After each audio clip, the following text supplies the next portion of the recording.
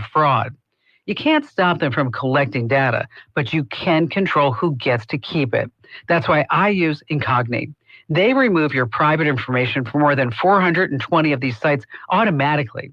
And with their unlimited plan, you get total coverage. If you spot your personal details anywhere else online, just send them a link and their privacy experts will get it taken down. It's the easiest, most complete way to protect yourself and personal life. Right now, you can lock in 60% off with my exclusive deal at privacykim.com. Go to privacykim.com right now and start protecting your privacy. This is so important. Privacykim.com. That's privacykim.com. Talkback is sponsored by The Clinics. With 18 providers and 3 locations, someone can see you today. It's Talkback, Central Louisiana's longest-running talk show. Whether it's the guests or the callers, Talkback is where Central Louisiana begins its conversation.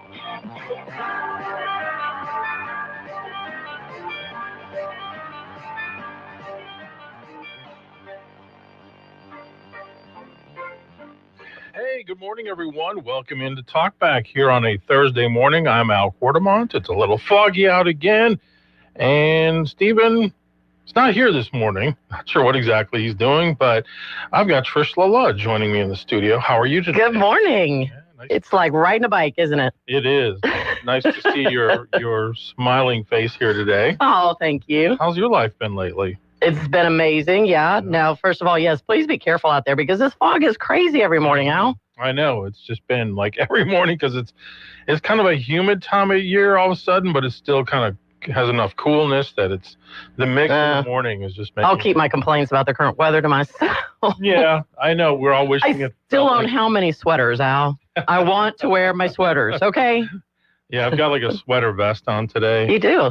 Looks very good. Because our building that I'm in is cold. Oh, wow. Especially this time of year when, yeah. But it's kind of crazy because the fog every day as I come into town from Woodworth, it's foggy, but it's worse as I hit town. Yeah. Oh, so like coming up to the traffic circle. Mm-hmm. So everybody please be careful out there. But yeah, so happy to be here for just a little bit this morning now. Yeah, great to have you. Good to have you. So thanks. I guess in terms of topics, we'll dive into a number of different things here today, but who's going to end up coaching LSU? Who's going to end up coaching Auburn? I was going to say, you led with LSU and not Auburn, huh? Yeah. Wow. So I saw where John Sumrall, who's the Tulane coach, yesterday canceled his visit with Florida. And the speculation is he's going to go to Auburn. But there also is some talk he still could be in the mix for LSU. The talk surrounding all of this is just exhausting. It is. Yeah. It's exhausting. You kind of have to, and then you never know what is real, what is not. I mean, the whole James Franklin news, I thought that was fake at first for Virginia Tech. I was like, no, that's not real. And then I see him on the Pat McAfee show wearing his new colors. So, all right, I guess that means it is real. But it has been fun. All these weeks have gone by, Al, and I haven't been here to talk to you. I keep thinking, oh, man, there's another thing we could have talked about. There's another one. And, we were sitting back just waiting for it to happen at Auburn. It was happening everywhere else. Yeah. And we just got worse and worse and worse. And then I don't know if you paid any attention, because Hugh Freeze was calling our offensive plays. It wasn't our offensive coordinator. Really? And so when we come in and play, and by the way, DJ Durkin is our defensive coordinator, which we've had an amazing defense all year. He is now the interim head coach. And can I say he has my 100% vote for head coach permanently. Okay. I love the guy. Yeah. And if you listen to his press conferences and you watch the team, that's my thing with all these teams. Mm-hmm. Watch the team and watch how they interact with the coaches because Hugh Freeze never had the buy-in from the Auburn players. Same thing at LSU. There was never that feeling that he was the person and that he was the guy that those players were going to rally around. DJ Durkin came out, and those players are playing for him. The offensive coordinator finally started calling the plays, and we actually had an offense in our last game. Wow. It was amazing. Wow. Our quarterback did what he was supposed to do. Like, it was a whole different team out there. And so then you sit back and you go, what were we doing all year? Why were we wasting all this time? So anyways, it's been interesting to watch, and I don't know. I mean, I'd be happy with the Tulane coach heading over there, but my vote is to stick with what we've got. Mm-hmm. And I don't know. We'll see. But LSU, though. Yeah. Yeah, I know. And Yep. every day it's a Lane Kiffin this, a Lane Kiffin that, Lane Kiffin this. Right. I mean, I don't know. Do you have an opinion now? Is he really going to leave Ole Miss? Who knows? I don't know. I mean, I listen to Matt Moscona's show a lot in the afternoon over on our ESPN station. Excuse me. Yeah, because I feel like he's as connected or in the know as much as anybody, and he doesn't really seem to know. So who knows? I mean, the money is stupid, though. Through all of this, stupid. The money is stupid. I keep saying, I could coach. I can stand down there. I can coach probably, well, I'm not going to say as good as somebody, but hey, I'm not going to do too bad a job in comparison, right? And then you can go pay me. I'll take $5 million maybe to walk away after a year or two. There you go. Yeah. I could do that. I mean, all you got to do is hire great coordinators and do their job. That's the key. Yeah. Hire great coordinators and be a leader. Yep. And get your team to play for you. Like, hello? Yeah.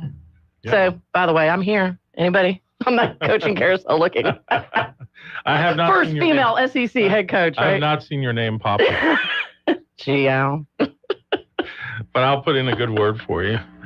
Thanks. I endorse her officially. Right.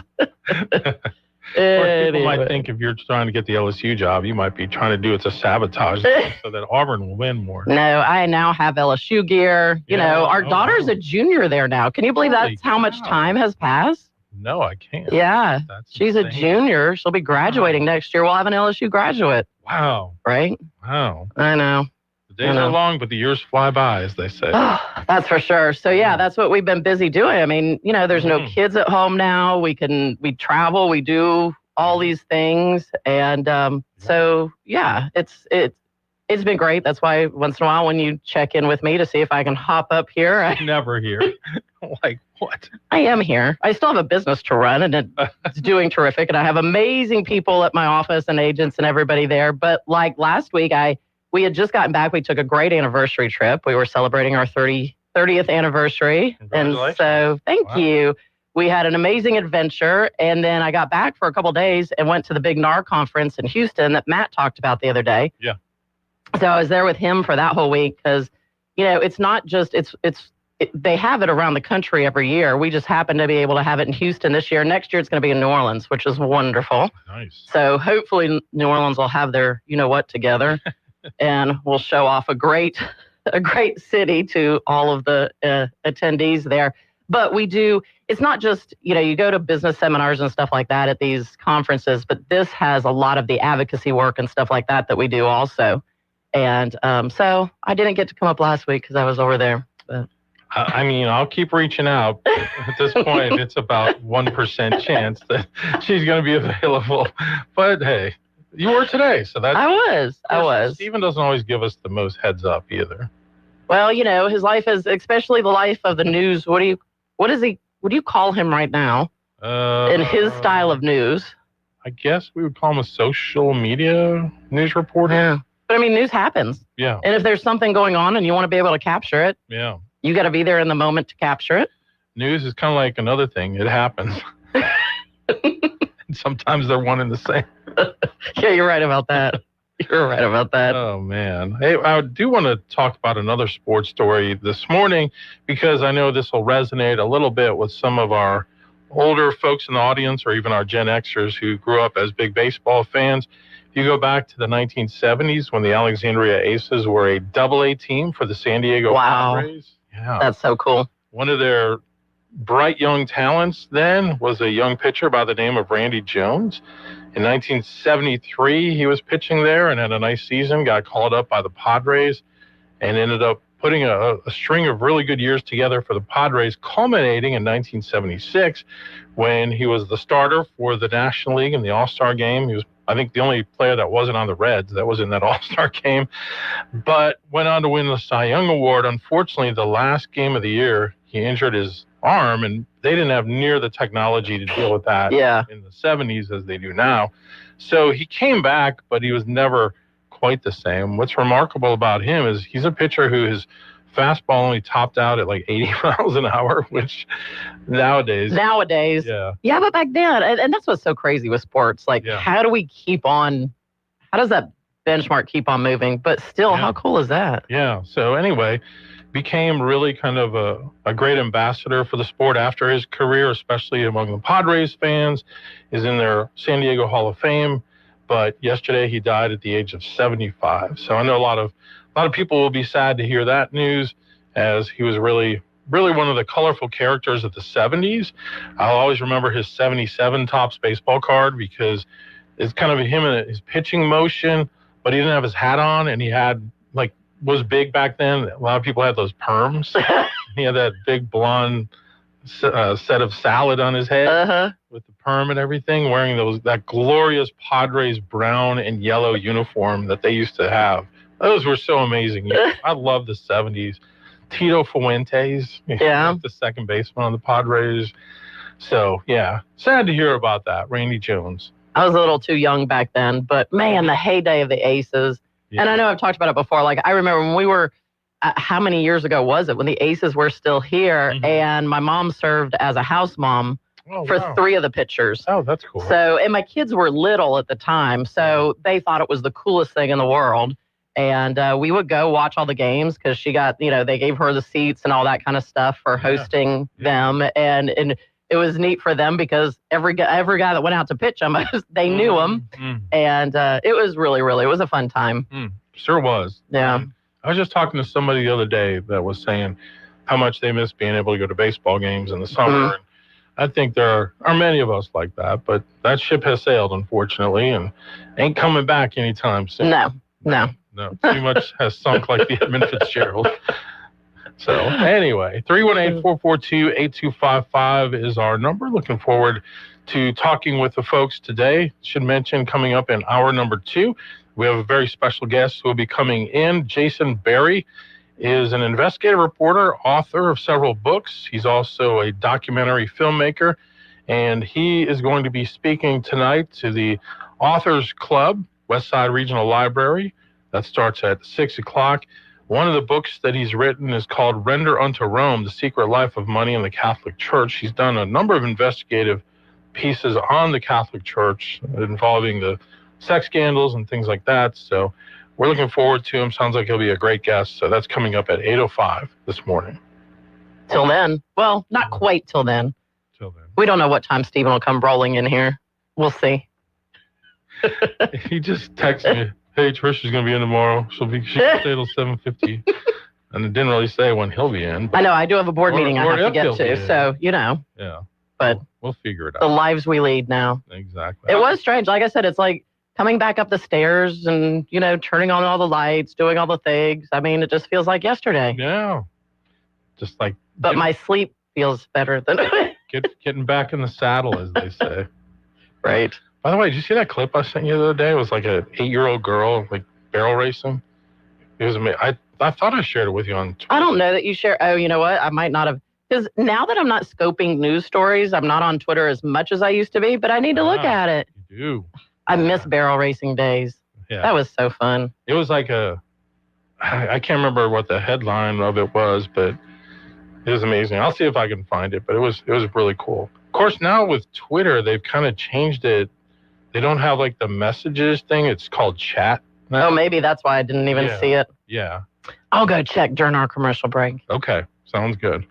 All right. It said most grown dudes won't even go near a horse. And it's 8-year-old girl riding her horse, barrel racing. It's pretty. I was going to say, I went near him when I was barely how tall. Yeah. We actually, I think I was talking about that before here. We owned a a retired Budweiser Clydesdale horse. My grandfather did. I didn't know that. Yeah. And he even had a foal or two out of her. Wow. And so there's pictures of me. I mean, I can't even walk yet, and I'm on top of the Clydesdale. Wow. So, I mean, I started out that way. So there was never any fear at all.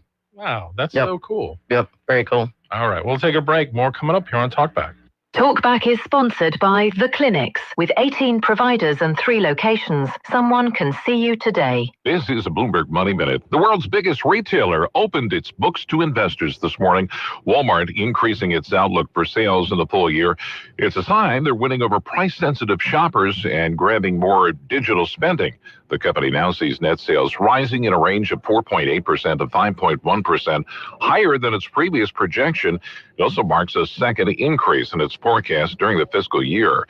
And in a big blow to the New York Stock Exchange, Walmart also says it's transferring its listing from the NYSE to the NASDAQ. Global stocks getting a boost after a robust revenue forecast from NVIDIA.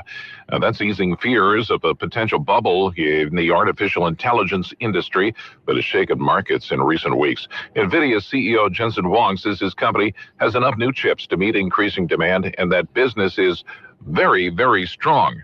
Futures right now indicate a higher open on Wall Street. I'm John Tucker, Bloomberg Radio. Did you know you could be missing out on some of the coolest events in town?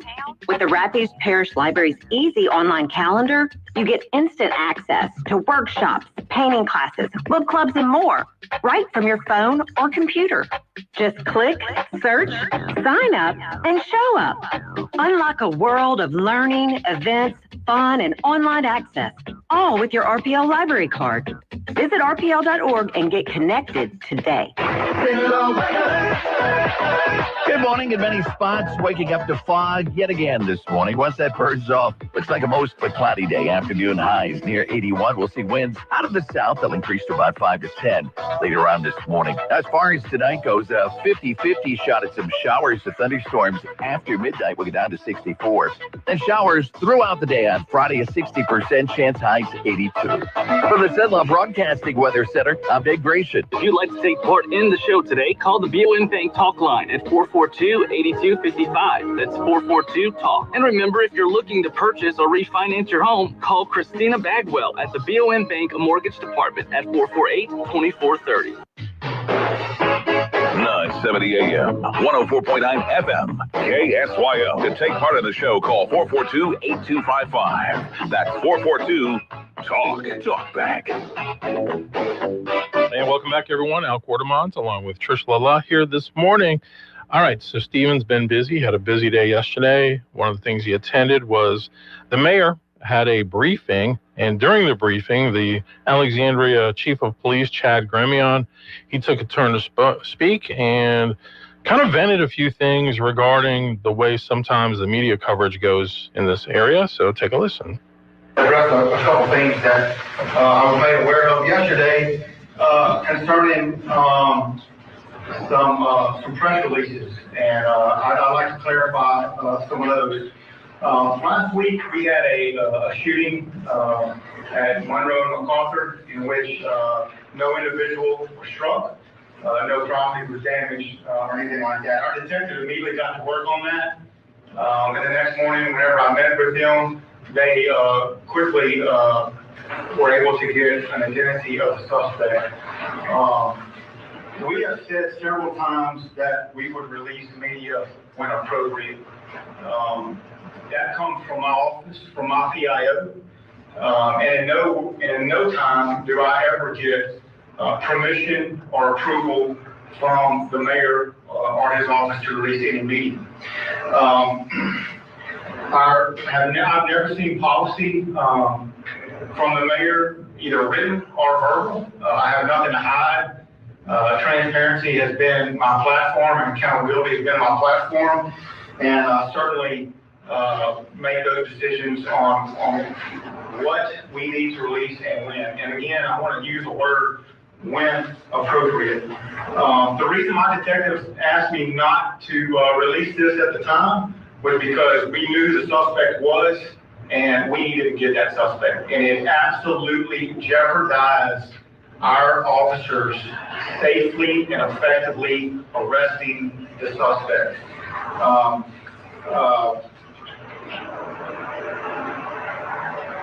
We always have said, again, when we would release that suspect, when it would be appropriate.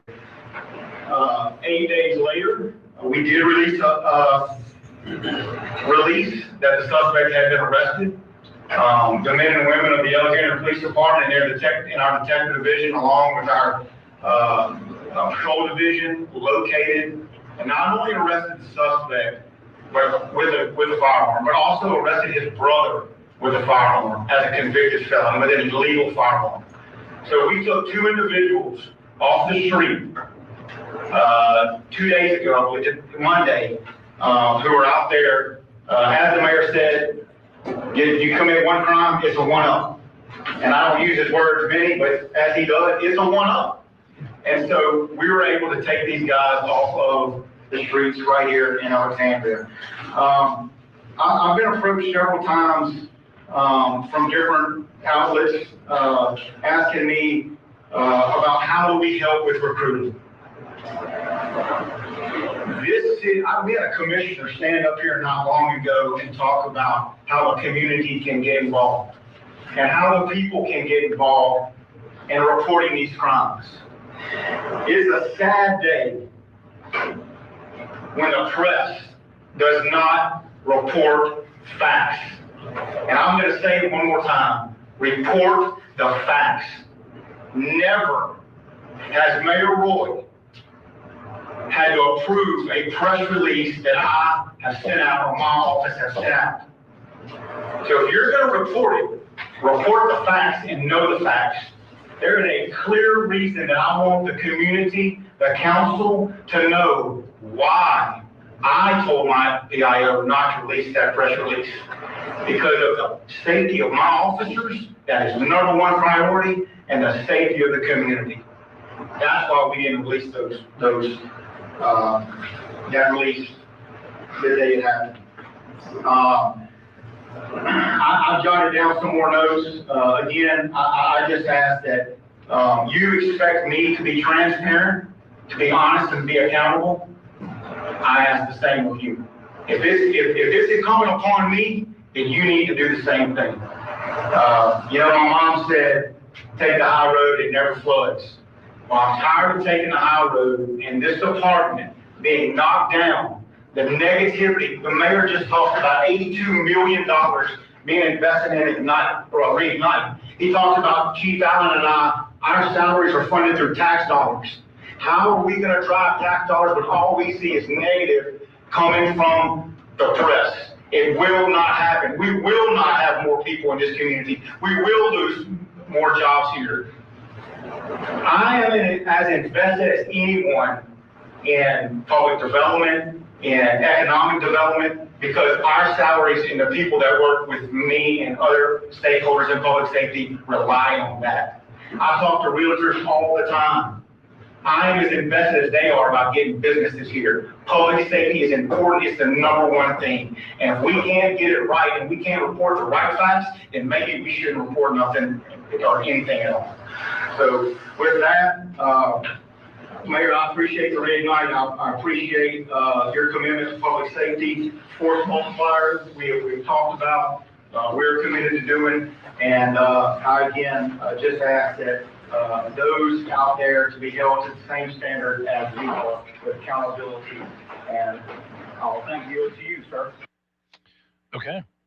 And look, I agree with him 100% on every single thing he said in there. Yeah. I had watched that last night too. And I said, you know what? Hey, look, it's the stuff he needs to say, but he's right on every single point that he made. And I think now we have all of these instant, everybody's got a cell phone. Let's put it up there so that we can get lots of followers, lots of clicks, all that kind of stuff. And they want to put stuff out there before it's appropriate to put it out there. You've got to realize the safety of those officers and actually apprehending the people that they need to get. You're letting them know exactly what they're doing every step of the way. Come on. It's kind of like I'll hear national stories and they'll talk about, like I heard one about ICE in Charlotte today, and they're like, the administration did not say where they will target. Right? Like, really? Hello? Like, it's like sometimes the media are so stupid. And he addresses the fact that it's not the mayor calling the shots for his department. I mean, this is his police force, right? This is his decision.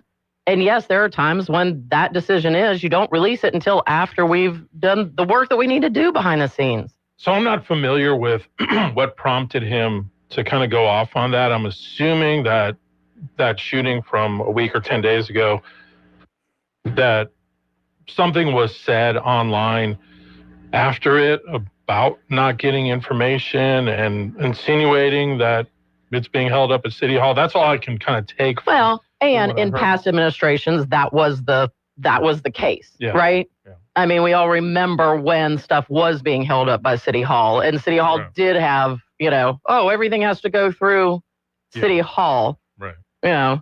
So we all kind of remember all of that. So I think there's still a lot of that lingering around. Yeah. I don't know. I didn't really pay close attention to what all went down with this story. Yeah, me either. I will just say this. What happens sometimes in the absence of information is that speculation pops up. So while I appreciate where he's coming from and wanting to protect his officers, and I don't know, maybe there was something short or small that could have been put out confirming, yes, there was a shooting. We're investigating. Yeah. And more details will follow. I get that point. Maybe that was done. I don't know. I'm not 100% sure. Right. But I think it speaks more to kind of a breakdown of relationships sometimes with local media and City Hall or the police department, because I know in the past there were times where, we would have direct connections with like a PIO or whatever. And I don't know what this current situation is. I'm not in that orbit so much anymore. Stephen is now, and he's really rebuilding that relationship, and I think it's great. But I mean, back in the day where you would call Clifford Gatlin, you would call. See, again, back in that day, you didn't have one-offs that were trying to make themselves out to be a news outlet, right? That's true. So you were that conduit. Right. You and the newspaper. Right. And it wasn't an instant at the moment kind of thing, too. Yeah. And you're right. You're right. In the absence of anything, people will go try and find what they can and believe what they can. I mean, in all things, just like we were talking about the coaching carousel, it's all of that. When there's no information, people make it up. Yeah. And then they put it out there. Yeah. And then people just randomly believe it. Yep. Yeah. So, I get all of that. But I also get his point. And, it was interesting because, again, I was just at this conference.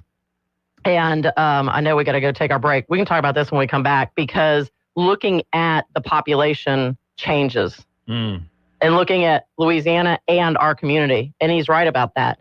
If this is all we're putting out there, then not only are people not going to come here, they're just going to keep on leaving. Right. That's right. All right. We'll talk more about it when we come back. And if you want to jump in on the conversation, if you have any thoughts, 318-442-8255. KSYL. Got a big day ahead of you? Then it's best to fuel up with some of Cenla's best at Bricato's restaurant. Walk right in and just smell that home-style cooking. Place your order, take a seat, and do breakfast right till 9:30 this morning. Get fresh biscuits, eggs any way you like them, melt-in-your-mouth pancakes, grits, hash browns, sausage, bacon, even wraps and sandwiches. And don't forget their fresh brewed coffee. Bricato's Restaurant, 28 West, right across from the Coliseum. Your breakfast is waiting for you. My wife was frying okra. She's from Mississippi, so that's her favorite thing to do. She left the burner on high, and it didn't take long to ignite. So I ran to the stove, grabbed the pot, and that's when I got burned from a grease fire. And yes, the pain was, it was bad.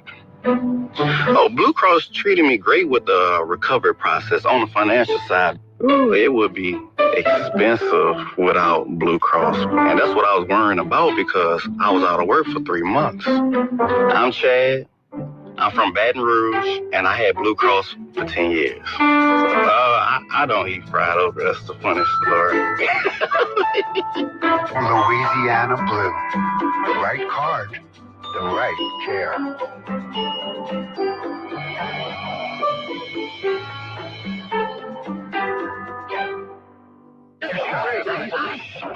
Surprise! Your expenses this month are way higher than you expected! bid. Also, you forgot to renew your website domain, and now you're in a bidding war. You should see the look on your face. At Progressive, we know small business owners don't usually like surprises because they cost you money. But a good surprise that could save you money? Getting a commercial auto quote from Progressive. Plus, the fridge died in the break room, and now everything smells weird. Surprise yourself. See if you can save in as little as 8 minutes at progressivecommercial.com. Progressive Casualty Insurance Company and Affiliates. There's no championship league for small business owners, but if there was, you'd be at the top of the standings. Because going pro with Lenovo Pro means you've got the winning formation, one-on-one advice, IT solutions, and customized hardware powered by Intel Core Ultra processors help you stay ahead of the competition. Business goes pro with Lenovo Pro. Sign up for free at lenovo.com/pro. Lenovo.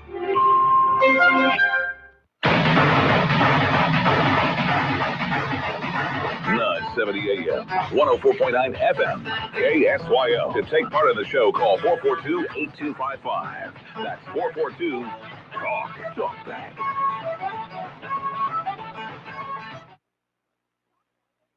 All right, we're back. Alan, Trish with you. Hit the button now. Okay. We'll just keep talking back here. It's okay. So going back to, again, in kind of response to Chief Gremion's comments there yesterday, he was bringing up the point that as much as anybody, he cares about economic development, and he talks to several realtors about that. So your thoughts on that? Well, that's what I was saying right before the break is that, we want to have progress here. We want to have economic development. We want things to grow here. But when all that's putting out there in every bit of media that you see is all of this negative stuff, then, that's what what is the first thing you do before you go somewhere these days? Check your phone. Google it. Oh, yeah. Right? Unless now you swapped over to the new Chat GPT, search engine. If you you're traveling research the area, whether you're traveling there or say you have a job opportunity. Yes. I can't tell you how many times we tour around people who are interviewing for jobs here, but their questions always surround, well, when I Googled it, here's all the stuff that came up. Yeah. So, to counteract that, what he's talking about is we've got to start highlighting some of these great things about Central Louisiana. And there's been a number of us that have been trying to do that through the years. Yep. Because, one, we love where we live. We love our community. But two, my business thrives off of people wanting to live here. True. I need people to want to live here. Because if they all want to leave, sure, I can have a lot of houses for sale, but there's nobody to buy them. So, the whole community will do better as we can start pushing this positive narrative out. And we do have positive things. We do have so many great things. And even that was a positive. Yeah. Because look, they didn't just capture the one guy, they captured his brother too, who had a prior felony. Yeah, it was a 2-for-1 deal right there. So, it's how do you change the mindset of all of these people? I know negative sells, right? All of that stuff sells. So people watch it, they click it, they comment, and that is what the algorithms use to pump it up there. So we've all got to be more conscious about doing the same thing in the positive. And we've had some amazing announcements this week. Those have all been put out there, but have you seen those as much? So as a community, we've got to do a better job of that. Yeah. And I think that was one thing he was talking about is the mayor is investing a lot of money into doing some of these things that are really, really positive. And all he does is get negative comments about it all.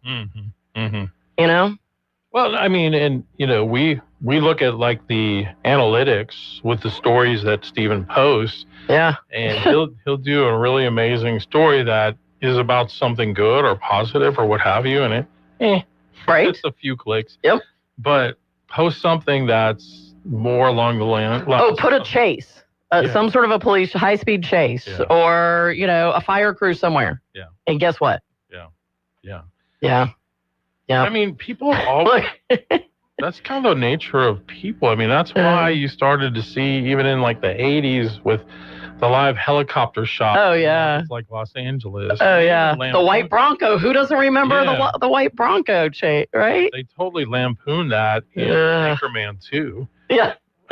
Where it was Victoria was interviewing one of the Middle Eastern leaders, and all of a sudden, like on Ron Burgundy's channel, they're carrying like a live police chase. Yeah. He's like, the leader's like, wait, I want to watch this. Yeah. Well, I mean, but it's so interesting, the whole world of, because this, I see this in my business. We put properties out there all the time because, it's about getting them out to a lot of people to see these properties, and we watch the analytics on it, right? Mm-hmm. How many views, how many shares, all these things.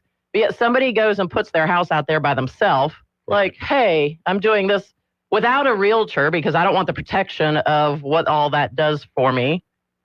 And they get like 500 shares. Yeah. And, they blow up on social media with that.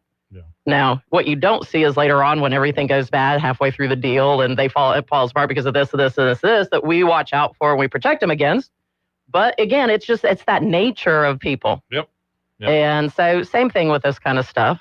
So guys, get out there and share the positive. Yeah, absolutely. Let's support our community. All right. Well, we got a call coming in. Good morning. You're on Talkback. So I'm going to lay aside my cynicism for a moment, okay. Which it's very hard for me to do, because I'm a very accomplished cynic. By the way, somebody on the show yesterday called you a swell guy, I think it was. Well, thank you. There's no need for anybody to lie about me, first of all. That's what I told him. I told him you would say that. Yeah, exactly. So I hear the passion in Trisha's voice, and I applaud it. And I think that she's 100% right. And it is, I do it out of fun and out of, to make people think about big issues with smart aleck remarks. Yep. That's really what a cynic does. And that's why I do it. But let's be honest. Central Louisiana is not the armpit of the world. It's a pretty good place. Absolutely. I've lived in bad places. I've lived on 3 continents, 5 countries, multiple states. This is not the worst place in the world. So I agree with it. I will continue to be a cynic after today. Okay. But I will say this, let's be honest. Even with CCS, even with crime rate, this is not the worst place in the world. Yeah. So let's keep in perspective. Please laugh at my cynicism and take it as it's intended to provoke thought and conversation, and I got you. And so I am not a fan of the mayor, and we all know that. But I do believe that in this case, and with this set of circumstances, he is working for the betterment of the community. So, Trish, I promise, when I sell my house, I'll call your company. I won't list it on Facebook. And I don't mean to sound so cynic too, but you know what? You're right, because look, my husband and I chose to move here to raise our children. This was the kind of community, and we loved raising our kids here in this community. And this is why we both pump so much back into this community, because we do really, really love it. And so it is, how do you get past all of that? And sometimes it is okay to be a cynic on some of these things. And yes, I say those things about Facebook tongue in cheek, because I know, hey, but I do appreciate you very, very much. And yeah, let's keep on sharing some positive. Now I got to go get on a board meeting. But speaking of sharing the positive, I can turn my cynicism back on about meetings if you want. We have way too many of them. Hey, the worst thing that came out of COVID is Zoom and Microsoft Teams. Yep. Right. I mean, if we could go back in time and I could change one thing, that would be it. They're awful. But picking up your groceries is awesome. Yeah, true. Well, I mean, having them delivered is even better. Well, that too. Yep. All right. Thanks for the call today. Appreciate it. Have a good day. All right. And Trish, thank you so much for being in. Well, thank you. Till next time. Thanks, Stephen. For Stephen. And he might be back. Yeah, he might be. All right. Well, bye, everybody. Talkback is sponsored by The Clinics. President Trump believes in America. He knows we can do big things. We've done it before, and we'll do it again. That's why Trump is fighting for carbon capture. When I'm back in the White House, I will bring back a pro-American energy policy at long last. The return of American jobs and the American dream will be powered by the return of American energy. With carbon capture, Louisiana's oil and gas economy can thrive, creating thousands of good-paying jobs and provide massive local dollars for our schools, roads, and communities. The American dream will soon be back and thriving like never before. Trump supports carbon capture because he believes in America and in building a stronger future for Louisiana families. To join President Trump in his fight for American energy, Louisiana jobs, and carbon capture, visit MAGAenergy.la. MAGAenergy.la. Paid for by MAGA Energy Project. You too could have a beautiful smile in as little as 12 weeks. Exclusive to today's Dental in Pineville. Virtual Align Clear Aligners. The fastest, most convenient, affordable way to straighten your teeth for people on the go. Plus, they're invisible. No one will know you're doing it. Experience the virtual Align difference. Call Today's Dental at 448-4540. It's a general dental facility on Highway 28 East in Pineville, owned by Dr. Jonas Goche. 448-4540. Great news, everybody. Karen is back at Wilmore's Mobile and Sub Express, located right there at the intersection of North MacArthur Drive and Bayou Rapides Road. Hungry for breakfast? Karen will hook you up with biscuits, croissants, subs, and all the hot coffee you can handle. Just stop by any weekday morning from 6 a.m. till 9 and get your day started right. It's breakfast just the way you like it. Fresh, hot, and satisfying. Now I'm hungry. At Wilmore's Mobile and Sub Express on MacArthur Drive at Bayou Rapides Road. Since when did hotels get named after retail products? There's an increasing trend to leverage the glamour of high-end names beyond stuff you buy in a store and into a place where you want to spend the night. From America's #1 travel radio show, this is your RM World Travel Minute. I'm Rudy Maxa. Jimmy Buffett went from singer to lending the name of one of his hits, Margaritaville, to a chain of restaurants. And then Hard Rock Cafes birthed Hard Rock Hotels. Planet Hollywood and Nobu restaurants have also branded hotels. The jewelry icon Bulgari opened its first luxury hotel in Milan, Italy, 21 years ago. Virgin Records started an airline and eventually a chain of hotels. Giorgio Armani's fashion empire birthed Armani Hotels. The first opened in Dubai 15 years ago. Giovanni Versace opened his first Versace hotel on Australia's Gold Coast 25 years ago. Louis Vuitton opened the opulent Cheval Blanc in Paris last year. The obvious hope is if the consumer covets a Versace bag or an Armani dress or even a cheeseburger in paradise, they'll want to try out that branded lodging product. So far, they're right. More travel info at armworldtravel.com. A message from Israel Air Conditioning and Heating. Yeah, my mama, she told me to pick up and call Israel Air. She told me Israel Air. She told me. She said they'll come running with comfort beyond compare. At a very fair price. Because you know we're all about your comfort, no troubles. Call 442-6657. That's 442-6657. We're all about your comfort, that's your comfort. It's Talkback, 970 AM, 104.9 FM, KSYO. All right, I see we have a call coming in, but we are literally like 5 seconds away from our top of the hour music starting, and there it is. So we'll try to get to you in hour number 2 if you want to call back a little later. Coming up right after the top of the hour, though, we're going to have a special guest in the studio as we'll be talking with, hang on a second, queuing it up. The author guest that we have coming up is Jason Berry, and looking forward to talking with him at 8:05. All right, everyone, we'll be back with you shortly. Steven's here now. Yay. Hi, bye.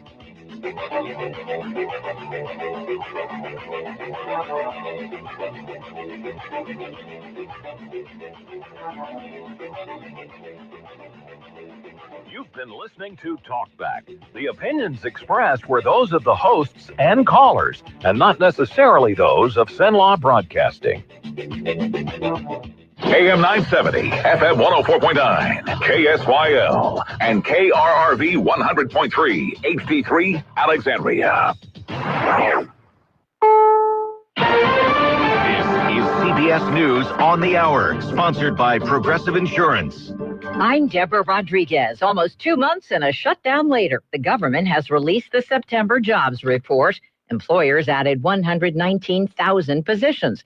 CBS News business analyst Jill Schlesinger is here to make some sense of the numbers. Job creation came in stronger than expected for the month of September, but the previous 2 months were revised lower. For the full year, job creation has averaged just 76,000 jobs per month, That's more than half of the 168,000 jobs a month we saw last year. Unemployment was up a little in September from 4.3 to 4.4%.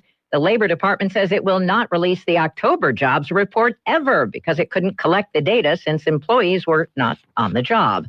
Business has been booming at Walmart. The retailer posted third quarter earnings and revenue that blew past Wall Street's expectations and raised its outlook for the full year at a time when many of its competitors are lowering their forecasts. With top brands they'll love from Walmart, give the gift that shows you get them. Walmart is winning over more customers, even wealthy Americans who are worried about the economy and are looking for deals. Households that earn more than $100,000 made up 75% of Walmart's market share gains last quarter. Michael Wallace, CBS News. President Trump's bowed to both Democratic and some Republican demands and signed a bill to release all of the Jeffrey Epstein files. But CBS's Natalie Brand says there is an out clause. This bill does include a provision that would allow the DOJ to temporarily withhold the release of some files if it could jeopardize an ongoing or active investigation. Scientists who've just returned to the CDC after the shutdown say signs point to an earlier and more virulent flu season ahead.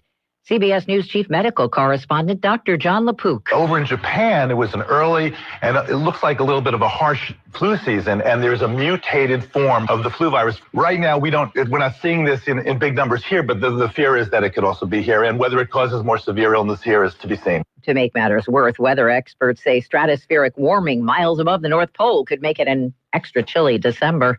NASA's sharing images of a rare interstellar comet that's making a one-time flyby through the solar system. It's only the third object ever identified to enter from elsewhere in the galaxy. NASA's Tom Statler. Scientists are hoping to better understand both the three-dimensional structure of the comet and the nature of the dust. It's a rare opportunity to compare ancient dust from a distant solar system to that from our own. Dow futures up 407, NAS futures ahead 508. This is CBS News. Sponsored by Progressive Insurance. Take the next step forward in your career with great benefits and an award-winning workplace. Apply at careers.progressive.com. So right now may be the perfect time for you to rethink how you pay for health care. And here's why. This time of year is decision time for a lot of people, but it's also when you can join MediShare and save even more than usual. For many families, joining MediShare means saving about $500 a month, which is a game changer for a lot of people. But what's more, MediShare members like it. We know this from member surveys. They like it a lot. It's a proven thing now. MediShare has been around for over 30 years. It's a Christian community of hundreds of thousands of people now. And here's the thing, too. If you join before November 30th and you mention the promo code SHARE, they will waive your application fee. So you save $100 right off the bat. I'll give you the number here in a second, but just call and you'll get a price within 2 minutes. Again, the deadline is November 30th, so call now. You'll save even more. Here's the number. Call 877-26-BIBLE. That's 877-26-BIBLE, 877-26-BIBLE. Louisiana Radio Network, I'm Colleen Crane. A driver opened fire, killing 2 people and injuring a third in Shreveport last night. Shreveport police say the shootout happened as 2 drivers drove down Clyde Fant Parkway. The shooting caused 1 vehicle to run off the road. Officers found 3 people in the car. 2 victims were pronounced dead at the scene, and the other person was transported to the hospital with multiple gunshot wounds. Police have no suspects and urge anyone with details to contact the Shreveport Police Department. The Louisiana Highway Safety Commission continues to urge everyone in a vehicle to buckle up and make sure younger children are properly restrained in a child safety seat. Only 11% of drivers in Louisiana do not wear seatbelts, and Highway Safety Commission Director Lisa Freeman says it will take intense messaging to get that percentage down to 0. It has to be constant, continuous, dynamic, and then the enforcement piece. So a deterrent. She also stresses that child safety seats must be properly installed. LRN. Ready for the ultimate game day? This football season, Southern Air and LSU Athletics want you as the Southern Air fan of the game. Each week, one lucky winner scores 4 LSU home game tickets, VIP hospitality, pregame sideline access, and the chance to cheer on the Tigers. Plus, all winners are entered to win a brand new side-by-side at season's end. Enter now at SouthernAirNow.com or Southern Air's Facebook page. Southern Air, Air, cooling, heating, plumbing, and generators. Learn more at southernairnow.com. Go Tigers. Good morning in many spots. Waking up to fog yet again this morning. Once that burns off, looks like a mostly cloudy day. Afternoon highs near 81. We'll see winds out of the south. They'll increase to about 5 to 10 later on this morning. As far as tonight goes, a 50-50 shot at some showers to thunderstorms after midnight. We'll get down to 64. And showers throughout the day on Friday, a 60% chance, highs 82. From the Cenla Broadcasting Weather Center, I'm Dave Gratian. Talkback is sponsored by The Clinics. With 18 providers and 3 locations, someone can see you today. It's Talkback, Central Louisiana's longest-running talk show. Whether it's the guests or the callers, Talkback is where Central Louisiana begins its conversation.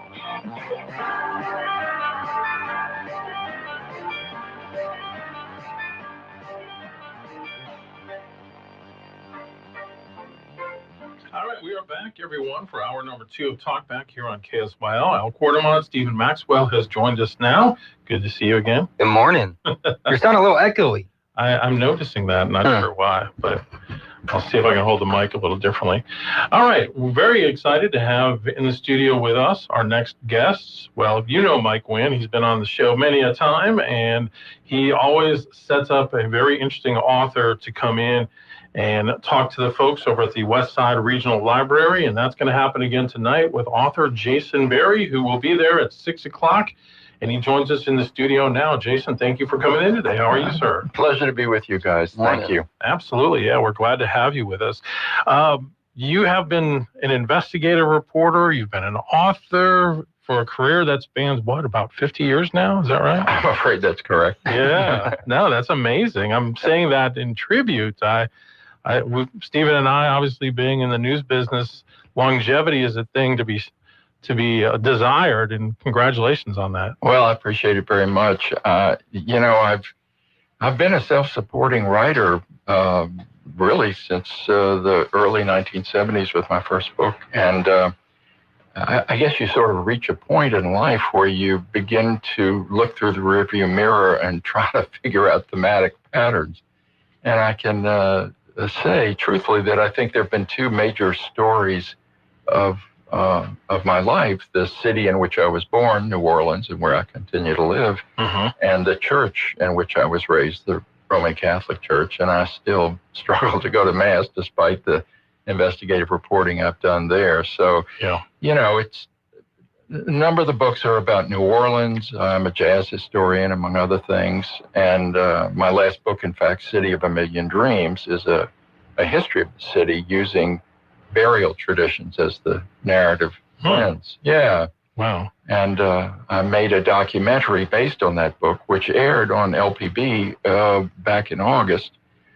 And, I just keep moving between these 2 sort of pillars of my life. Yeah. So how did you get into journalism or writing to begin with? Well, I graduated from Georgetown in 1971, and I went to Mississippi and worked right out of college for Charles Evers, the civil rights leader, when he ran for governor. And it was one of those eye-opening experiences, seeing the world through a lens of Black people. And I ended up writing a book and was quite lucky to get it published at the age of 24. It's called Amazing Grace with Charles Evers in Mississippi. Wow. And I just began freelancing after that. It was quite an irrational decision that my father worried about for many years. I wish he was still here to enjoy where I've ended up. Sure. But he actually, my dad, Jason Sr., was the editor of the school newspaper in Monroe at what was then the junior college. Wow. That was back during the Depression. But back in the 70s and early 80s, magazines were paying much better, if you will, compared to the standard of living then, than is the case now. There were 2 lively alternative weeklies in New Orleans, the City Magazine, New Orleans Magazine. So I was able to scrape by and make a living. And then I sort of veered into videotape production work and my next book was a history of New Orleans rhythm and blues. So Wow. I just kept moving along. Video. So you were using like 3/4-inch tape back then? Yeah, that's exactly the medium we began, and you've got a good memory. I can, yeah, and then we would transfer it to 1-inch for the master, Right. and of course now everything's digitized. It makes it a lot easier. You can do it on your phone. People do it. Yeah, I tell my students, because I had actually a little video production company in the 90s. I said, I was telling them I can do more on my phone than I could do with like $50,000 worth of video equipment back in the 90s. Oh, it's amazing how, to even call it the industry is a little bit antiquated, but there's so many young people coming up now who know how to use cameras, know how to edit, and sometimes they're making pretty good films. Yeah. So you mentioned you kind of have vacillated, between the city you grew up in and then you were born in, and then also the Catholic Church. So let's talk a little bit about your work with the Catholic Church. I know your latest book on that is Render Unto Rome, The Secret Life of Money in the Catholic Church, but you've also done work looking at the scandals that they've had regarding sexual abuse of children. That's correct. I got access to a number of depositions in 1985 in Lafayette, Louisiana. And I did a long series on basically the cover-up by the bishop and the other church officials back then. And that became kind of the initial episode of a book that, my third book, Lead Us Not Into Temptation, which came out in 92. And, I was happily educated by priests and nuns, and I had a very good experience with the church. So I wanted to be very careful in what I wrote and not make it seem as if I was, had some sort of agenda for the faith. But I will say it has been a trying experience over the years, and I think the problem is the power structure. They really need to fundamentally change the way the church is governed. They desperately need the presence of women. I think there would have been far fewer of these cover-ups if some of those bishops had had the experience of walking that child with colic, at 3 a.m. Yeah. Those of us who have children can remember those things. They're not exactly the happiest memories, but they also give you a sense of what it means to be protective, of what it means to be a good parent. And I think, sadly, so many of the bishops are unlettered in that moral vocabulary. When you published some of that stuff too, how was the pushback for you in balancing, the religion you grew up with and really uncovering some unsavory stuff? Well, initially, it was pretty intense. And again, this is going back almost, 40 years. The Daily Advertiser in Lafayette ended up attacking the Times of Acadiana, which was then a flourishing alternative weekly. They were billing at about $1 million a year. And Judge Edmond Reggie, he's since passed away, but he and a prominent Monsignor fomented an advertiser's boycott of the smaller paper. I write about this in the book, in fact. And, I got attacked on the front page by Bob Wright, who was the attorney for the church. I bumped into him in a courtroom, and he said to me, "You realize there's nothing personal in what I said?" And I said, "Yeah, I guess so." I realized that you can attack the messenger, but the message will come out. As time passed, though, I think more and more people realized that what I was writing about was not an attack upon the faith, but a questioning of the governing of the church. And I always drew a distinction between those two. Yeah. Do you see things getting better? Have they gotten better? Yeah, to some degree. I mean, I've got a series that's up right now on the website of National Catholic Reporter, which is an independent weekly and a very good one, involving the New Orleans bankruptcy of the Archdiocese. And I realize the Alexandria Diocese has just taken Chapter 11 protection as well. There are a lot of these cases that have never come out because one of the things we know about sexual trauma, especially involving children, is that it takes years for people to come to terms with it. I mean, whether it's a priest or someone within the family. And, the court system, I think, is slowly changing and adapting to that. The Louisiana legislature passed a look-back window, giving survivors more time. So in that sense, I think we're going to see continued litigation that will come at the cost of property to the church. Mm-hmm. On the other hand, I think we have a very good Pope who is quite sensitive to this, as was Pope Francis, but they're dealing with a lot of structural issues. And to that end, I don't think we're out of the woods yet. What do you think of having an American Pope?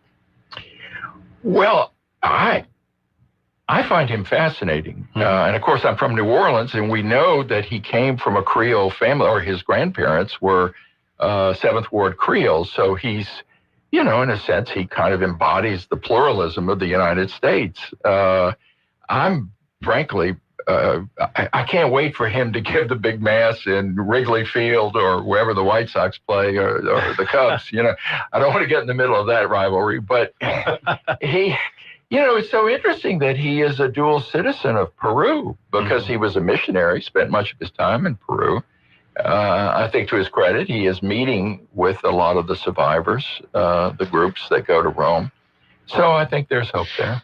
A lot of the chatter whenever he was named Pope is they picked an American because of the financial crisis to help recruit more Americans.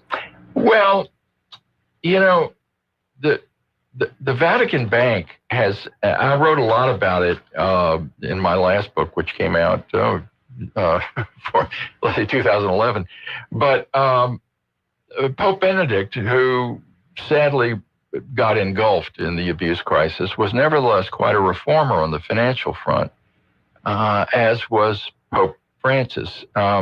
What you've got fundamentally are two systems of governance. One is based in democracy and a free press, open court system, and the other is monarchical. And the Vatican, or I should say the papacy, is a monarchy. And oftentimes those tectonic plates, as they grind against each other, don't yield the most optimistic outcomes. So I think most of the reform initiatives, at least as far as I've been able to keep up with it, I haven't done much reporting in Rome in the last several years, nevertheless suggest that they are getting control of their financial house, at least in the Vatican. But many of the bishops in this country are having to sell property in order to meet the expenses and pay for the settlements. So, that's just kind of the reality. Yeah.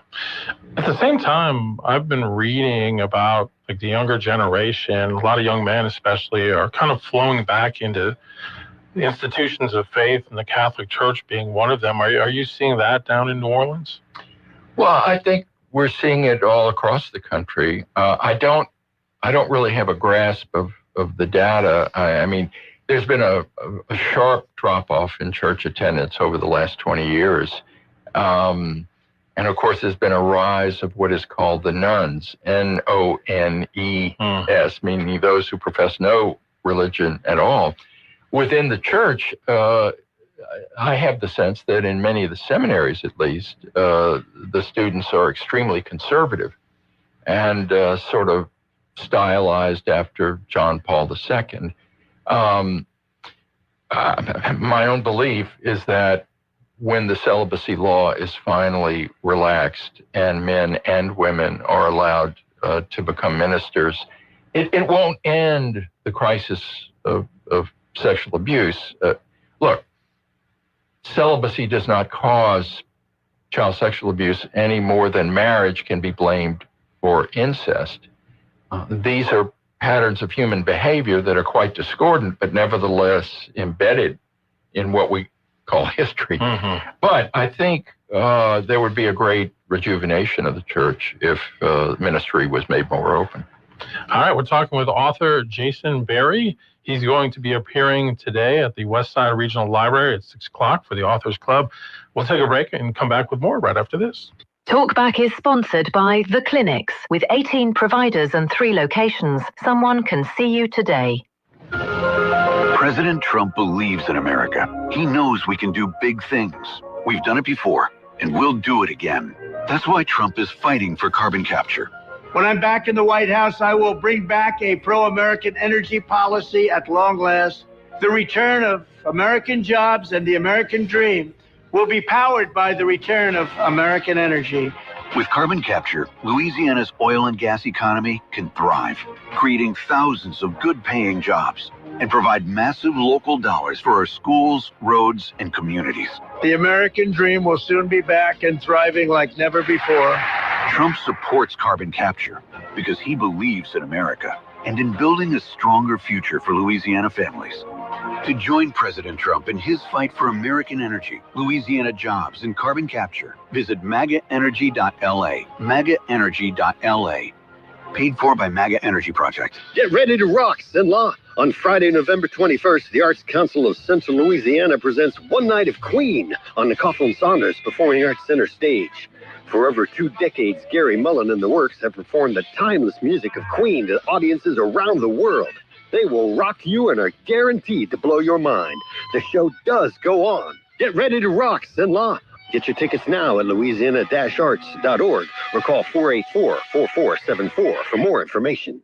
Good news, y'all. The gumbo is back at Wilmore's Mobile and Sub Express. Come out to the corner of North MacArthur and Bayou Rapides and get you some. Wilmore's is the place for lunch. Gumbo, a selection of crisp, fresh salads like garden, chef tuna, or chicken, hot or cold sub sandwiches made with ham, turkey, or roast beef, Italian, chicken, or club subs. And don't forget their hamburgers. Give Wilmore's Mobile and Sub Express a try for lunch. You'll thank me later on North MacArthur Drive at Bayou Rapides Road. If you'd like to take part in the show today, call the BOM Bank Talk line at 442-8255. That's 442-TALK. And remember, if you're looking to purchase or refinance your home, call Christina Bagwell at the BOM Bank Mortgage Department at 448-2430. Now back to Talk Back, 970 AM, 104.9 FM, KSYO. All right, we are here with author Jason Berry, and he'll be speaking tonight at the Westside Regional Library at 6 o'clock. So we talked a little bit about the work you do with the Catholic Church, the work that's focused on that, but we also want to talk a little bit about the work that you've done covering your city, the city of New Orleans, which has undergone a lot of things. I had a student in my class yesterday give a speech, and it was talking about a cartoon show depicting an incident where a family evacuated from New Orleans after Katrina and comes to live with them, and just sort of the funny things that happened with that. I mean, New Orleans has really come back strong from 2005. Were you there when Katrina happened? Well, we evacuated. My brother at the time was living in Covington, and so my wife, my mother, and I went over there. My 2 daughters went with my former wife to Abbeville. Mm-hmm. And, you know, like so many people, we were fragmented. I managed to get back. Actually, it was late October. Fortunately, my house did not flood. I had a whole bunch of relatives who did have flooded houses. So that whole period was, first few years was really quite an adjustment. Yeah. But I would say that, and in fact, in the last part of the most recent book, City of a Million Dreams, I deal with the impact of Katrina. And I think a couple of things happened. About 100,000 people did not come back. So the population of the city is substantially fewer. And many of them were poor folk who could not afford to get back. I think the great crisis right now is the rising cost of living, insurance particularly. I don't know why the legislature doesn't figure out a way to pool money to subsidize insurance rates. Maybe they believe that's anti-capitalistic, but sooner or later, I mean, the big problem now is that not enough people are moving to the city. Right. This is happening in other parts of the country, coastal communities where, because of global warming and climate change and so forth, insuring homes is much more expensive. All that said, the city keeps rocking along. We have a new mayor-elect, Helena Moreno, who I think is quite an impressive politician. Former journalist, I might add. Former journalist. Listen, if you want to get good stuff done, you take a former TV reporter or somebody with print stains on the fingers. We don't have print anymore, but they do work faster. You do. Yeah. So I have hope. Good. Yeah. I mean, I think everybody in Louisiana wants to see New Orleans succeed. Crime has also been such a huge issue that sometimes people don't want to go there. They don't want to deal with that, the traffic, things like that. So, as you've lived there your whole life, or you moved away for a while? Well, I was born and raised there, and I've lived in other places for different periods of time. I lived in Paris for a year and a half in my 30s. I came back, and I've done long stretches of research in Rome, 5-6 weeks at a time. But basically, no, I'm quite anchored in New Orleans. Always come back to the home, huh? Well, how do you leave the place where you feel so rooted? Yeah. And I'll tell you, writing about jazz funerals, as I have done, and filming them, as I did for the companion documentary with the last book, it gives you a certain sense of hope, because the symbolic language of the funeral is not only that we mourn the loss, but we celebrate the ascension of the individual. And I've seen that in, I've probably been to 200 of them over the years, and many of them remarkable urban pageants and dramas. And that kind of experience sort of keeps one in a certain place. Which is where the whole second line comes from, right? Yeah. The second line, as it's called today, which is basically a parading tradition, but it comes out of the old benevolent societies. There were Sicilians, there were Portuguese, there were blacks, these different clubs in the 19th century. The yellow fever epidemics, and I've got part of a chapter on them. You can almost see a foreshadowing of COVID and what the city was dealing with back in 1854, 4% of the population died in 1 month, August of that year. Wow. Yeah, and when we were working on the film, we found these stunning images, woodcuts that were happily in the public domain. We didn't have to pay to license them, as we did for many of the other images. But, you see people on ladders putting caskets into wall vaults. And of course, and not just in New Orleans, but in parts of South Louisiana, you have above ground burial because the soil is so soggy. And all of this, I think, taken together, gives you a sense of how history really does give us a sense of where we are going if we pay attention to it. Which topic do you like more? Catholic Church or the city? Give me jazz. Sure. Blessed be jazz. I was curious, real quick before we go, what were you thinking when you saw the Boston Globe reporting a couple years after yours? Well, I knew everybody on the Spotlight team. I had gotten to know them. They'd called me several times because my first book had come out 10 years before. I thought it was tremendous reporting. And, I knew Bernard Law, Cardinal Law, when he was a Monsignor in Mississippi when I was working there. And I had very pleasant dealings with him. And it was almost like a Greek tragedy to watch someone so powerful brought down by his inability to confront the reality he was facing. But I thought they did a great job. Yeah, for sure.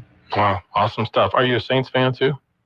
Well, how could I not be? I'm grieving. My Poor heart, guy. That's a left field question. My heart is on the floor, And to add to that, I'm also an LSU fan, even though I didn't go there. And so, I'm searching for light.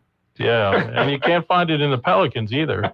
Man, it's just a tough time right now. It's a real tough time. Yeah, well, we always have 2009. There's always next year. Yeah.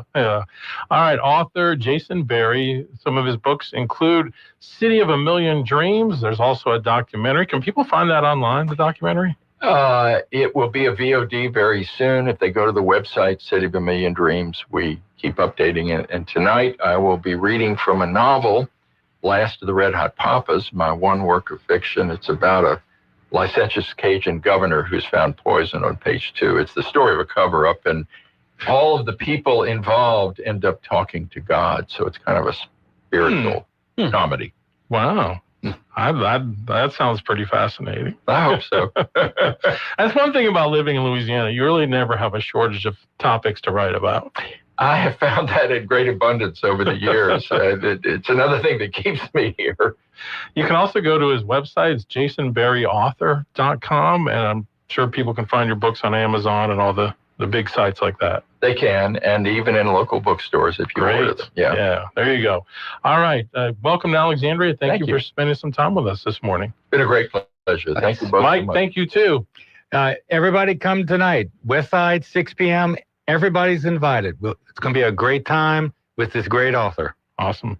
Thank you, gentlemen. Appreciate you both. This is a Bloomberg Money Minute. Some positivity in the air on Wall Street this morning with the September jobs report finally coming out after being delayed by the government shutdown and more than twice as many jobs as expected created. Also, chipmaker and AI darling NVIDIA is out with a better than expected sales forecast. And in retail, Walmart is increasing its sales outlook for the year. On the other hand, Verizon is starting to cut jobs by more than 13,000. Some headlines on Netflix bid to buy media and entertainment giant Warner Brothers Discovery. Sources say Netflix has told WBD it would keep releasing the studio's films in theaters if it wins the bidding. Bids are due today. And strength training for little dogs is turning into big business. Tiny chihuahuas, rat terriers, and miniature poodles are competing in weight pulling contests. Wall Street Journal says owners are spending big on classes, protein supplements, and even treatments that help the little dogs develop strong gripping nails to help them pull carts weighing thousands of pounds on rails. Denise Pellegrini, Bloomberg Radio. This is Dr. Jonathan Hunter with the clinics. We provide primary, family, and chronic care along with gastroenterology, podiatry with on-site lab and x-ray services. I'm pleased to welcome family physician Dr. Noah Miller to our team. We are currently accepting new patients and same-day appointments are available. If you're admitted into the hospital, our doctors will see you there as well.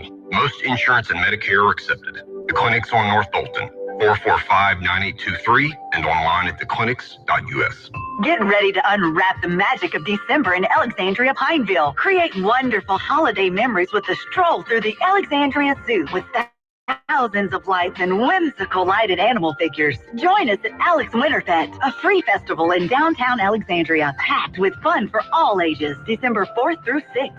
For a complete and detailed list of all the exciting events happening in December, go to explorealexandriapineville.com and visit explorelouisiana.com to plan your trip today. If you're one of the millions of Americans behind on your taxes, if you're afraid to open your mail because IRS collection letters could be coming, listen carefully. The IRS is cracking down, taking paychecks, freezing bank accounts, revoking passports. That's a fact. But here's what most people don't know. There are official tax relief programs designed to help struggling taxpayers. Programs that could save you thousands if you qualify. No one knows these programs better than the experts at Optima Tax Relief. Optima's award-winning team will fight to protect your paycheck, your passport, and your property. Their tax attorneys and licensed tax professionals will work tirelessly to get you the best deal possible with the IRS. Every day, penalties and interest keep piling up, so don't wait. Call Optima now for a free consultation. Call 800-473-9933. 800-473-9933. 800-473-9933.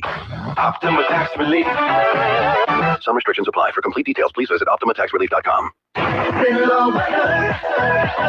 Good morning in many spots. Waking up to fog yet again this morning. Once that burns off, looks like a mostly cloudy day. Afternoon highs near 81. We'll see winds out of the south. They'll increase to about 5 to 10 later on this morning. As far as tonight goes, 50-50 shot at some showers to thunderstorms after midnight. We'll get down to 64. Then showers throughout the day on Friday, a 60% chance, highs 82. From the Cenla Broadcasting Weather Center, I'm Dave Gratian. 970 AM, 104.9 FM, KSYO. Now back to Talkback. All right, we are back. Al and Stephen with you here on this Thursday morning. Thanks again to Jason Berry. That was a great interview. Really enjoyed talking with him. Feel like you and I could probably talk with him for hours just about. Yeah, the Catholic Church stuff is very interesting. Yeah. Tons of questions about that. Very, very interesting topic. Yeah, for sure. So again, you can see him tonight, West Side Regional Library, 6 o'clock. And last night, Stephen had a busy day, and you caught the mayor's briefing. We played in the first hour the clip that you recorded with our police chief, Chad Gremion, who was rather impassioned about some things, wants the media to keep a little more positive and understand the way that they do their jobs as far as why they don't always immediately release information when it involves investigations and trying to actually capture people. But the larger meeting was more about the mayor's Reignite initiative, correct? Yeah, I was going to post something on that later today, but I reported on it 2 or 3 stories a couple of weeks ago. And so, yeah, he just kind of gave a rundown of what the $82 million project is going to be. It's that revitalization of the Masonic corridor, along with some other places. The Anchor project that they're calling it is going to be, they're saying, the state's best children's museum in the mall area.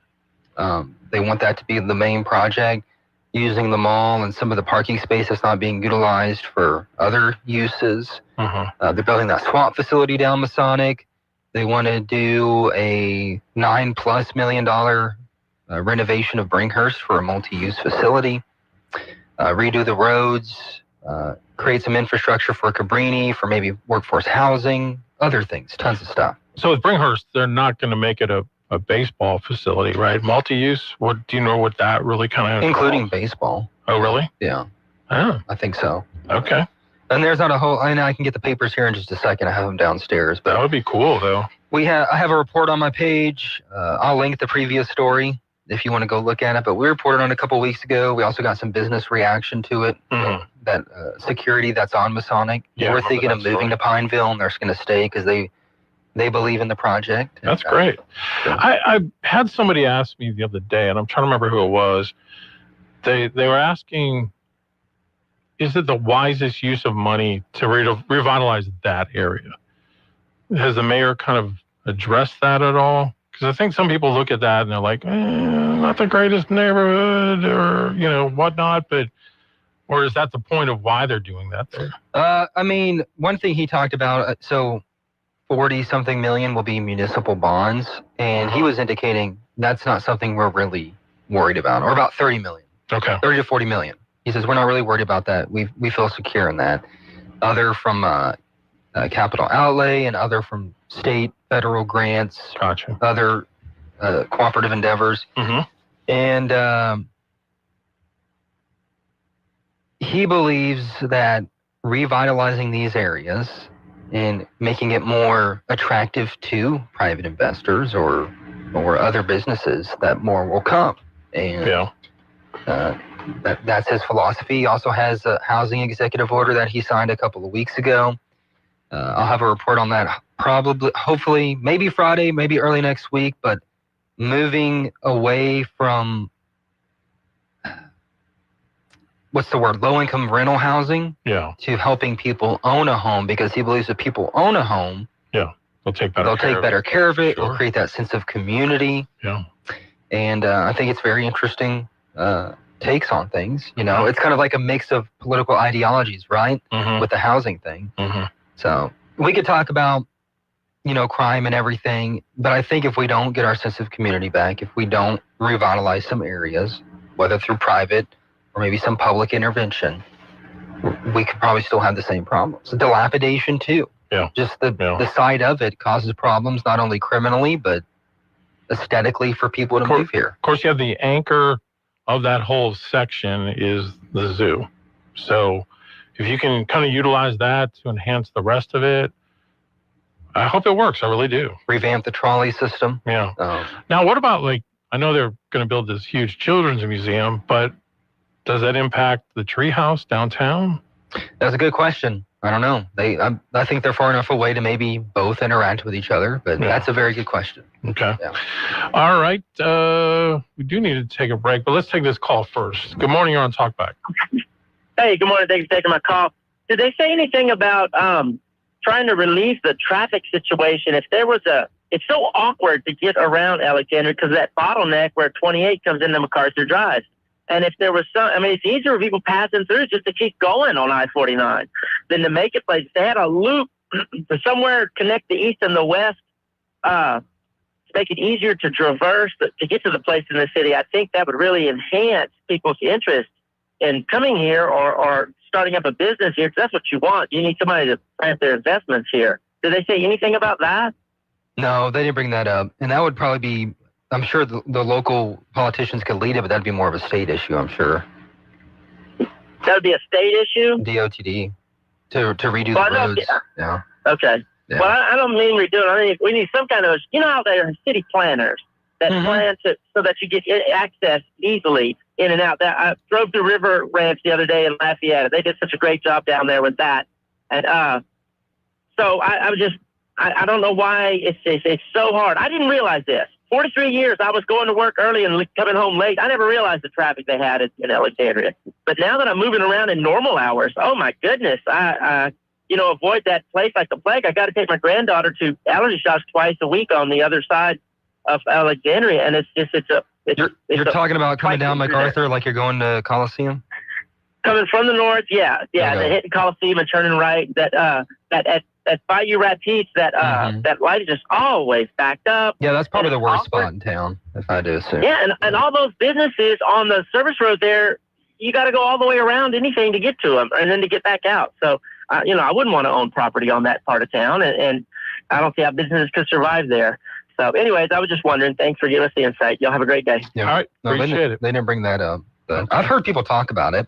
Yeah. But, yeah, just revitalization in that area, and we'll see what comes out of it. I'm sure it's going to be done in pieces, Yeah. He has a very thorough pamphlet that he gave out on this issue. I have it on my desk, but I can get it during the break if we want to talk more about it. But, they've been very open with it, and he announced this a couple of weeks ago.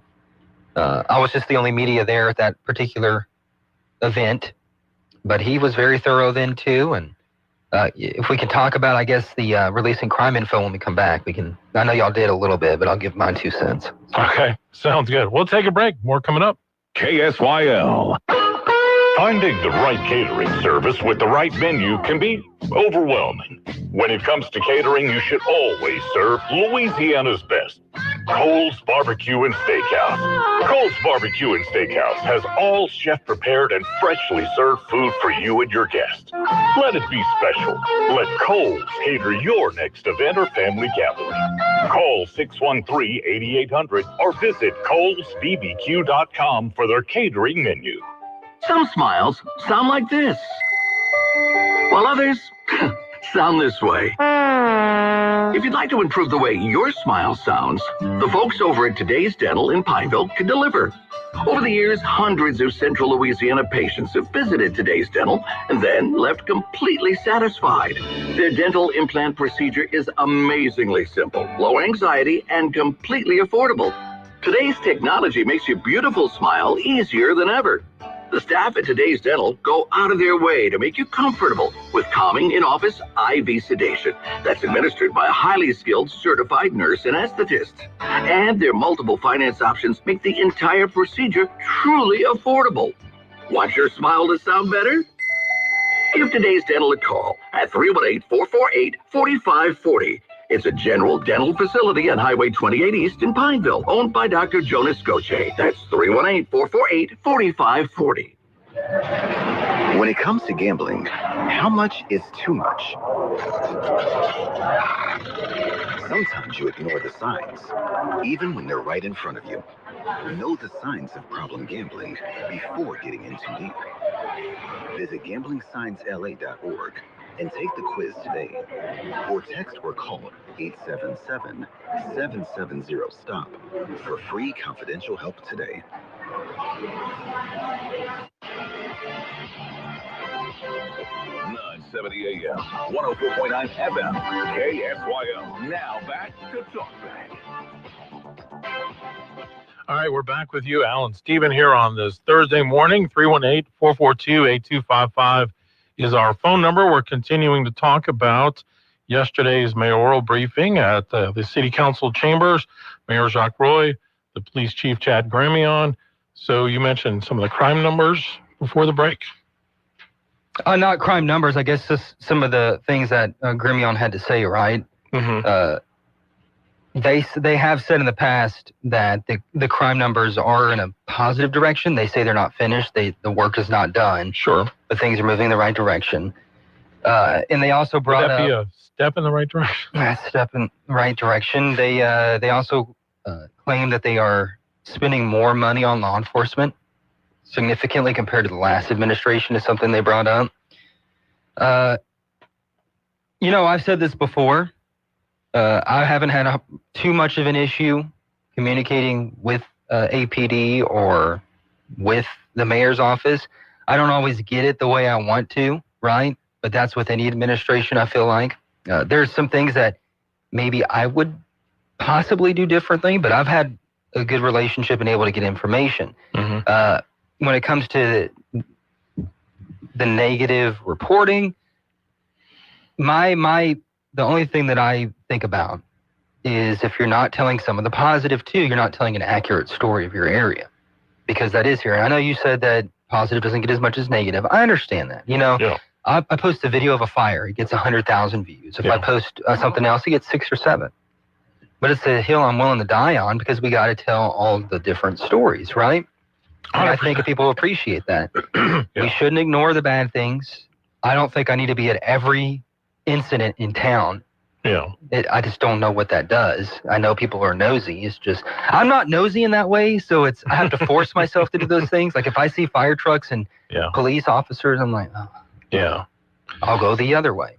No, and I think there's even been a shift. I mean, I remember working at the local news station in the early 2000s, and I'd be on like a really good story shoot that I was working on, and my pager would go off, and it was the assignment editor saying, "Oh, there's been a wreck on the traffic circle. We need you to go shoot that." I'm just like, see, I just don't know what good that does anybody. It did no good. Yeah. It did no good. And look. So eventually I got to the point where I just would ignore the pager and I'd finish my story. Then I'd go check on it. Yeah. It's like, what good is it showing them sweeping up like broken headlight glass? I mean, just. And I know people click on it. People view it. Yeah. I don't. I can't stand it. And I've done it before because I worked in the same business you did. There's been times where I got reamed for showing a wreck online, and I'm like, okay, I get that. I understand it. That's somebody's mom. Yeah. That's somebody's dad. Imagine if that was your thing. Yeah. And it's true. Like, how is it newsworthy for the most part for you to see the destruction of the vehicle and them covering up a body? Right. What good does that do you? Right. Yeah. We could tell you that it happened later, but like imagine if, or you got in a wreck and it was something that happened and now your car's all over the internet. Like we feed this voyeuristic fetish that people have for death and violence. And if you're going to do something like that, if there's a story behind the wreck, if there's a story behind the shooting, go knock on the doors and get reaction or talk to the family. Right. Don't just say, police, we're waiting for an arrest. We don't know what's going on, and never address it. Yeah. And look, the certain outlet I'm sure that they're talking about, they don't have a good relationship apparently. And so they're probably not giving them information, it looks like. Maybe so. But I can't speak for them. Yep. All right, let's go to the phones. Good morning, you're on Talkback. Yeah, speaking of improving things, I've been around this area now for, I guess 23 years. And the traffic circle is abominable. How come there's no plan to run some kind of a line through that circle and do something more modern? I think you're in the majority of the opinions there. I think that's valid. I don't hate the circle personally, but I don't know if there are any plans to do that. Not that I've heard of. And then the retired UPS guy was complaining about 28 and MacArthur. That's a hellacious place to be. Of course, if you were trying to get across Lafayette these days or Baton Rouge, that would seem like a cup of tea. Yeah, and I didn't want to bring it up because I'm trying not to be combative, but our traffic is nothing compared to actual traffic. Yeah, Shreveport's kind of interesting. It is, and Shreveport's not as bad as some other cities in the area, but Shreveport was much worse. Yeah, well, everybody has his own issue, especially if he doesn't have any comparisons to make. You know what the worst was in my experience? Living was Panama City. Insane. It would take me an hour to go a mile sometimes. Well, never having been there, I can't relate, but I can assume that it wasn't very good. Back Beach Road was awful because all the tourists would come in and block up all the roads. So, but yeah, that's not saying we can't do better or improve things, and there's probably better ways to go about the traffic situation.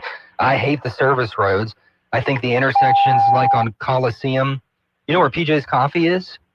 Mm-hmm. And then you have that service road with that weird 8-way intersection. I mean, that's incredibly dangerous when you're trying to cross over on the service road, and then you have people coming from 28. It's just wildly confusing and dangerous. Yeah, it's kind of a wonder why there aren't crosses all over the city where these service roads interact with main arteries. Yeah. I think the service roads are the biggest issue, but yeah, traffic-wise, maybe not as bad as other places for sure. Right. All right, thank you for the call. Sure. Appreciate it. Let's go to another one. Good morning, you're on Talkback. The South Circle the money had been approved years ago, and the mayor of Alexandria and the mayor of Pineville in the committee meeting voted against it because of one of the, let's say, power brokers in town that had a business, did not want that. The money had already been appropriated. They already let the bids out and had already been approved, and they took the money and went elsewhere because the city planning commission or parish, whatever it was, voted against, and the mayors were the two that voted it down. So that's what happened with the South Traffic. So it's been that's been probably 20 years ago, at least. So I think it was Ned Randolph and maybe Clarence in Pineville that voted against it. So anyway, that's what happened, because they're talking about revitalization of that area on Masonic Drive. That would have made a dramatic improvement the way it was designed to work, to kind of on and off type thing and that. But anyway, I really enjoy the show. Thanks, man. All right, good to hear from you again. I'm not a traffic circle hater. Like, it doesn't really bother me. Yeah. I understand it could be more vulnerable for wrecks. But I think like when it kind of gets like peak congestion, maybe that's where people get frustrated with it. But most of the time, it's fine. Yeah, I don't want. Yeah. You got to be careful, though. I get it. Yeah, that's true. There's a reason why Kubero has his building office right there. Facts. Talkback is sponsored by The Clinics. Central Louisiana has what it takes: strong workforce, perfect location, and a legacy of getting things done. That's why Beaver Lake Renewable Energy is producing clean fuel in Pineville, investing $2.5 billion, bringing 1,100 construction jobs, 600 permanent jobs, and millions in local tax revenue. Made here, powered by us. Visit BeaverLakeEnergy.com and see how we're putting Central Louisiana back on the map. Attention all real estate agents, property owners, and lenders. When you or a client needs a real estate attorney, call the professionals at Thompson Law Firm. Whether the legal matter is basic or complex, the Thompson Law Firm can accurately guide you or your client to a successful outcome. That's why numerous industry professionals have trusted the Thompson Law Firm for years. They also handle estate planning, successions, and business law. Call them at 473-0052. I am a paid non-client attorney spokesperson. Is your website accessible to everyone? If it's not WCAG compliant, you could be excluding customers and opening yourself up to lawsuits. At Kinetics, we build and optimize websites that meet WCAG accessibility standards, helping you serve more people, convert more customers, and stay compliant with ADA guidelines. Don't risk it. Get your free website accessibility assessment today at kinetics.solutions. That's kinetics.solutions. Kinetics, where smart marketing works. Now back to Talk Back, 970 AM, 104.9 FM, KSYO. All right, we are back here on Talkback. Alan, Steven, and Nathan texted us on that last call. He said he is correct about the mayor's voting against the South Traffic Circle being replaced. They felt if that happened, it would end up like where the North Traffic Circle is, which is now dead economically. That's true. There used to be a North Traffic Circle, but now you look at that area and because every time I post a story about the traffic circle and I put the South Traffic Circle, what it's called. Why is it called the South? There's no other traffic circle. There's no North. I was like, well, that's what they call it. Yeah. Sorry. You could put South MacArthur Drive Traffic Circle. Yeah, I could. That would work.